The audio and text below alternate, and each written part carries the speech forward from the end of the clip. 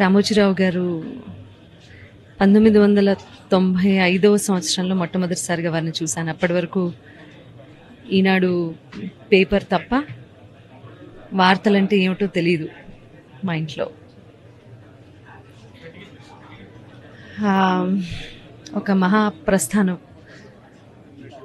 మనిషి అన్నవాడు ఎప్పుడో ఇప్పుడు, అంటే 100 ఏళ్ల ప్రాయంలో ఎప్పుడో ఇప్పుడు కన్ను మూయాల్సిందే. కానీ ఆ మనిషి తాలూకు విలువ ఎప్పుడు తెలుస్తుంది అంటే, ఎంతమంది వారి కోసం కన్నీరు కార్చారు, ఎంతమంది చూడటానికి వచ్చారు అనేది, వారి విలువ ఏంటనేది తెలుస్తుంది. ఇవాళ నాలాంటి ఎన్నో లక్షల మంది, వేల మంది అభిమానులు వారిని ఆఖరిసారిగా భౌతికంగా, అంటే వారు అక్కడ వారిని చూడడానికి రావడమే చెప్తోంది ఆయన విలువేంటో.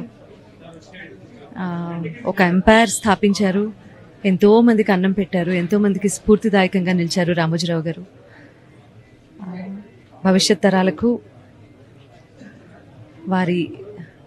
వారు చేసిన పనులు, వారు స్థాపించిన ఈ సంస్థానం ప్రతిదీ ఆదర్శప్రాయంగా నిలుస్తుంది. మాట్లాడుకుంటారు, వేణోళ్ళ పొగుడతారు. ఇలా ఎప్పుడు ఆర్ఎఫ్సికి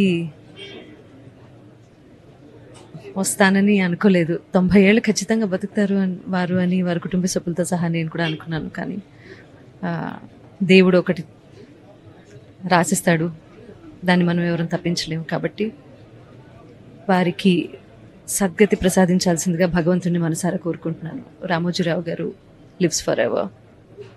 నమస్కారం.